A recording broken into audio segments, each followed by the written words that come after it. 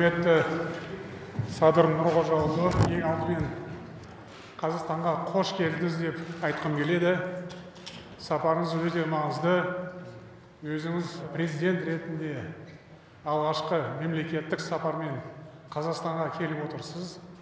Бұл Қазақстанға деген үлкен құрмет деп есептейміз. Сапарыңыздың рөлі, мағынасы айрықша деп айтуға болады. Себебі бұл сапар екі еліміздің арасындағы қарым-қатынасқа үлкен серпін береді деп сенеміз. Шын мәнінде сапарыңыздың бағдарламасы кең ауқымды. Сондықтан біз бүгін ең өзекті мәселелер бойынша пікір алмасамыз, тиісті келісімдерге қол жеткіземіз. Рахмет, құрметті Қасым-Жомарт Кемелұлы, құрметті қазақ бауырдаштар. Біріншіден, сіздердің маған Қазақстан жергесіне келіп кетуін визитменен шақырғаныңыздар үшін терең разышылығымды білдіремін. Сіздерменен бүгін аман-есен көрішіп отырғаныма өте қуаныштамын. Біз қазақ менен қырғыз бір туған елбіз. Бұл бір туғаншылығымызды қазақтың ұлы ақын жазушысы Жуан Молдағалиев ағамыз 4 сапарменен айтып кеткен. Ал мындай деген, мен қазақпын, қырғыз ол туысқаным, бірге тартқан тарланның құйысқаным.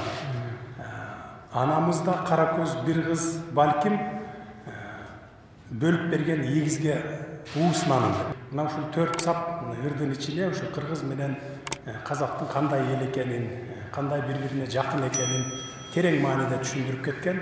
Біз андан артық сөз менен мұны қазақ менен қырғызға айтып жеткізе албайбыз.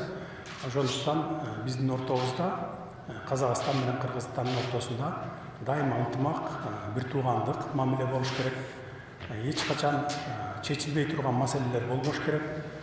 Бүгүнкү күндө мен ойлойм, эки тараптан тең көтөрүлгөн маселелер чечилип, бири-бирибизди колдоону улантабыз деп ойлойм. Biz ел аралык уюмдарда, ар кандай бирикмелерде бирге катышкан өлкөлөрбүз, мүчө өлкөлөрбүз.